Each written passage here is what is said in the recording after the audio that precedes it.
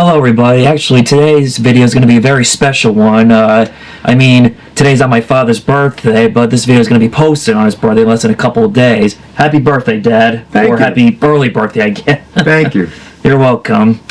I can't believe it. You're 70 years old. Sorry to spoil that. Neither can I. But you look good, though. Yeah, I don't feel 70. That's good. That's the important thing. That's the important thing. I guess also to start, like, if you remember a few years ago on my YouTube channel, I did a video on myself about what movies came out the year I was born in 1993. A little something similar to this. We're going to be diving into what movies came out the year my father was born in 1956. And again, no particular order. To start off with, The Searchers from 1956, directed by John Ford and star the one and only John Wayne. What do you think of The Searchers? I think it's very appropriate that The Searchers was made the year I was born, since it's one of my all-time favorite movies. Not only one of my favorite westerns, but one of my favorite movies, period. And it's a great movie, and we've talked about it before. It's a great performance by John Wayne. It deals with the subjects of racism and revenge, Right, and ultimately forgiveness. right. Like remember we made the Terminator video. Yes. I said that Arnold was my John Wayne. John Wayne was your Arnold for the time. Yes.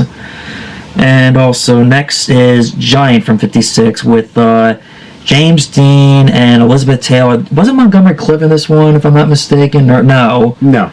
No, I'm so That was Place in the Sun. Place in the Sun. That's right. Wait, I'm sorry. Wait. Rock Hudson, that's what it is. That's what this was. Anyway, yes. Giant from '56 with James Dean, Elizabeth Taylor, and Rock Hudson. What do you think of this one? Big, sprawling, epic, with changes in characters, age changes in the actors.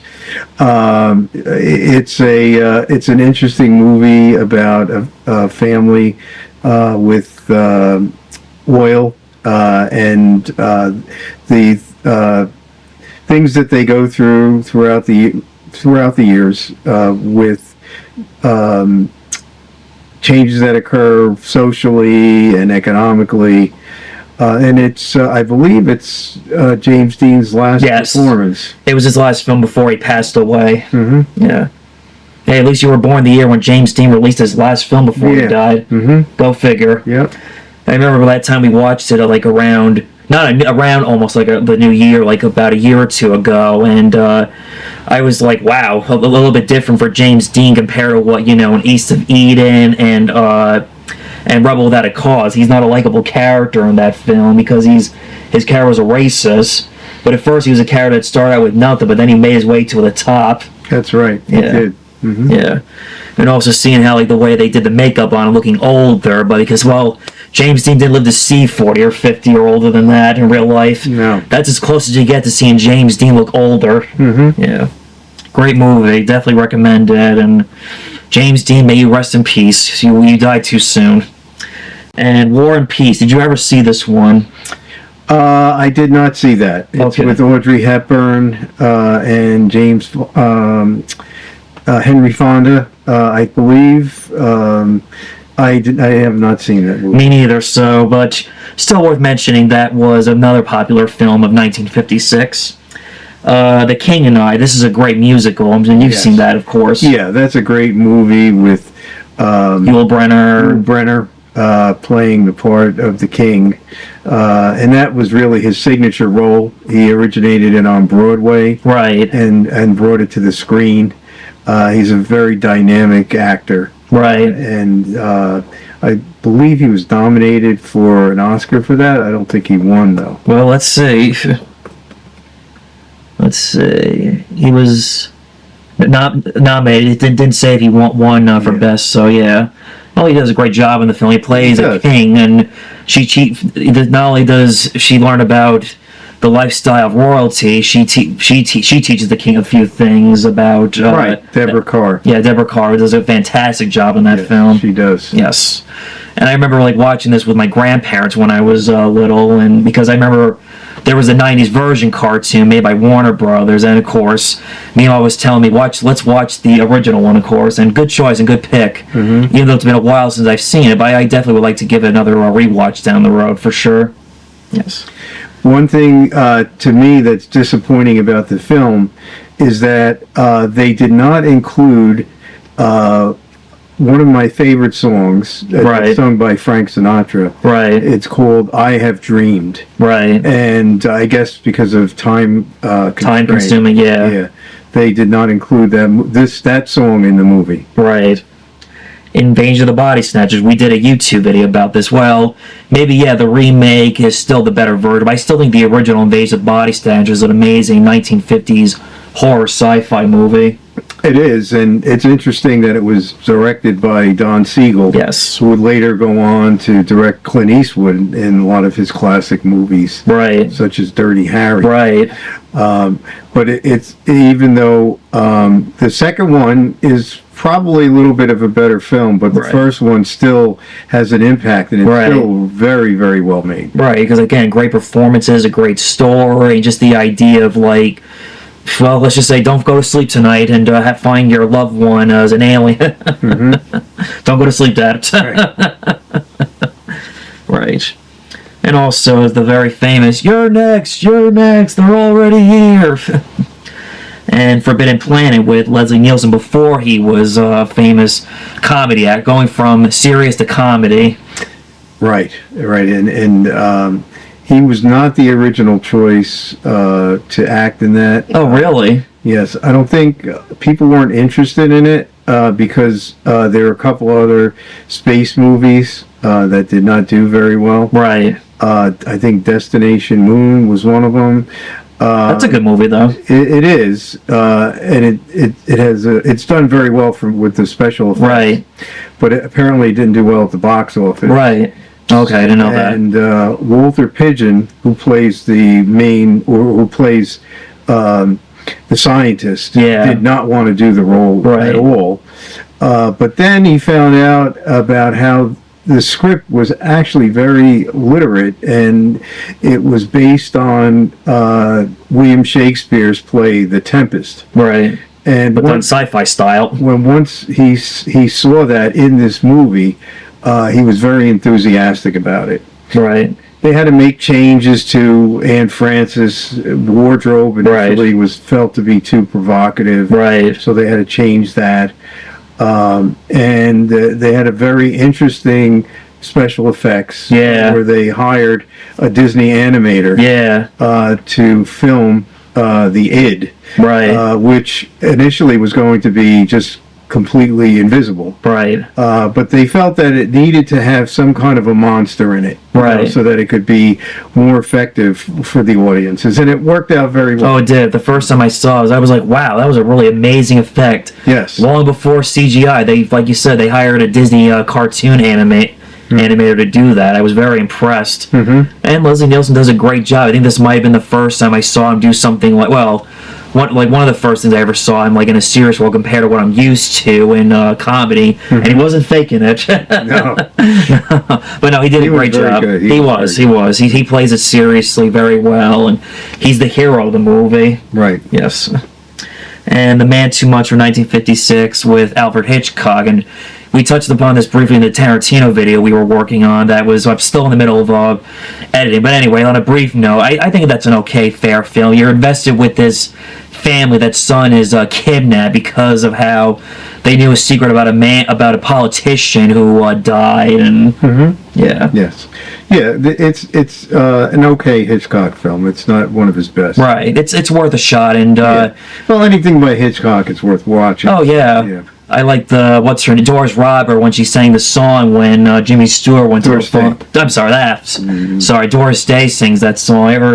Ever since I've seen that film, I can't get the song out of it, but in a good way. Yeah. Yes. Anyway, Baby Doll. Did you see this one? I did. Baby Doll was a controversial film. I believe it was with Carl Malden. Yes. And Carol Lindley, I yes. think. Yes. And Eli Wallach, who plays an Italian. and Right. would later play an Italian in The Godfather Part 3 again. Yeah, the less said, the better about that one. But go on. Yes, but the acting is excellent. But it's about the relationship in the South, I believe, between an older man and a younger woman. They get married, and it has to do with a lot of tension between the workers and Carl Malden and Carol Lindley. It was definitely ahead of its time. Right. I've never seen it, so I can't make a comment, but we'll watch it at some point. Yes. Let's High Society with Bing Crosby and Frank Sinatra. I did see this one. It's been a while. I can't make much of a comment, but what did you think of High Society? It's a remake of the Philadelphia Story. Right, that I remember. Which starred James Stewart, Katharine Hepburn, Cary Grant too, I think. No, you're right. No, wait. I think it was Cary Grant. This is very... Yes, it was Cary Grant. So, but anyway, High Society, a lot of fun. Really fun movie. Frank Sinatra, Bing Crosby, Louis Armstrong, all having a great time. Yeah. And of course, the beautiful Grace Kelly. Right. It's a very fun movie. Well, the year when this came out, that was the year when she married what's his name, Prince. Yes, the Prince of Monaco. For Prince of Monaco. Yeah, Rainier. Yes, so just a little fact and trivia about something that happened the year you were born, right there. Yep. Yes. And the Burmese Harp, which I've never seen this, but have you? I have not. It's a world cinema film. I know it has a very good reputation, but I've never seen it. Right, but still worth mentioning, though, how that was one of the best of 56.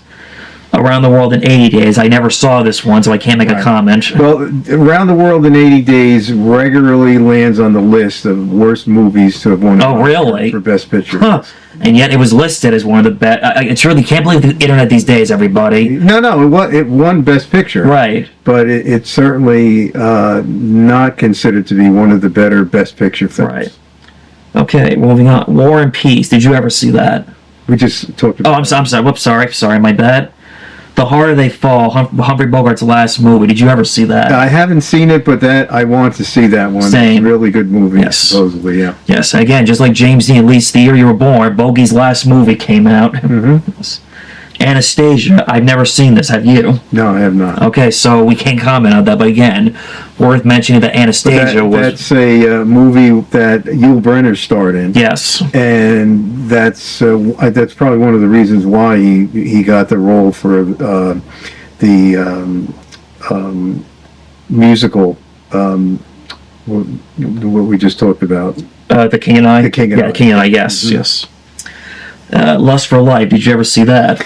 Lust for Life, Kirk Douglas plays Vincent Van Gogh. And it's a very intense performance, as Kirk Douglas usually gives. And he bears a remarkable resemblance to Vincent Van Gogh. Right. It's a very, very depressing type of a movie, considering Vincent Van Gogh had a very depressive life. Right. But it's also very, very well done. I think it's directed by Vincent Minnelli, if I remember correctly. This is very rare for me to do this, but I'm looking it up. Mm-hmm. Yep, you're right, Vincent Minnelli. Yeah. Very good. And it's, the Blu-ray, the colors of the paintings are just brilliant. Yeah. It's a beautiful movie to look at. Right. To look at all the different paintings. I think I saw this, but again, long time ago. And Yeah. Sorry if I've seen some of these films we're talking about, but some of them I just have not gone around to seeing yet. Eventually, hopefully at some point in time, I will see these movies. Mm-hmm. Let's see. Bus Stop. Did you ever see that? I haven't, although it's a very famous Marilyn Monroe movie. It's a movie I would like to see. Yes, me too. Bigger Than Life. Did you ever see that? I have that on the Criterion collection, but I have not seen it. It's with James Mason, and it has to do with medication and how it can change personality. Mm-hmm. In this case, it's steroids. Oh, really? Not anabolic steroids, meaning testosterone. Right. It has to do with prednisone. Right. In treating, I guess, whatever disease that he may have had. Right. And again, I'm speaking extemporaneously because I don't know a lot about the movie. Right. Although I do have it, and it's in the stack of movies to be seen. Yes. Yeah. We have a huge Criterion collection, and I actually would like to show like that in my other like collection of movies I own, but that's a different story. Bob Lee from Buer. I'm not sure I'm saying that right. Have you heard or seen that? What is it?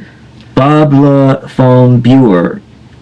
Oh, yes, that's. I have not seen it. I apologize if I said it wrong. It's a French film. Bob Le Flambeur. I don't know much about it, but it's supposed to be a classic.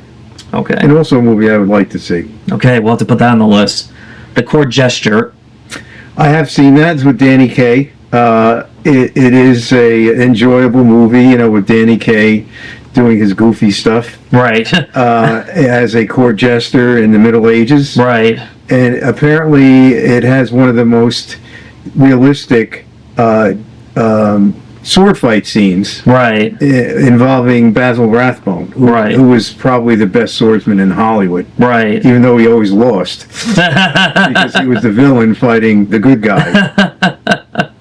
And he used to say that, I'd have to, when I'm doing my sword fighting and whoever it was that he was fighting against, he said the only way that I really felt good was that I knew that at any moment I could run him right through. That is a funny story.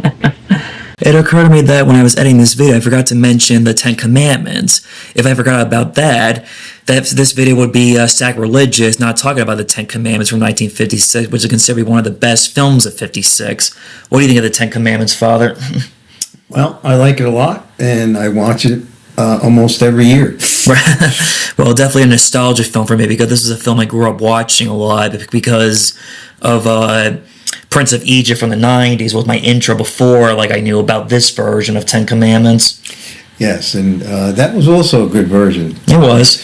This is another Cecil B. DeMille epic motion picture. Right. And with Charlton Heston. Right, who does a fantastic job as Moses. Yes, he does an excellent job. Yeah, I love the Brit, the famous water scene where... Yeah. I'm sorry. Sorry, yeah, the splitting of the Red Sea. That's a very famous practical effect. Yes. Many moons ago. Yes. Very well done for 1956 and still holds up well to this day. Yeah, it does. Yes. Well, again, not that I'm sure there's other good ones, but those are basic ones of the year of 1956. Yeah. Anything else that comes to mind you remember reading about that came out the year you were born, or? No, but it does seem like it was a very good year. Yes, it's the Frank Sinatra song. It was a very good year. And another 1950s bunch of movies that, even though somebody says that it was not a good decade, it certainly was. We're looking at you. We're looking at you, Quentin Tarantino. All right, I guess that's about basic of 56 of best movies. That wraps up today's video. And once again, Dad, happy birthday. Thank you. Yes, happy birthday. Thank you. And we'll see you all next time. Okay, bye-bye.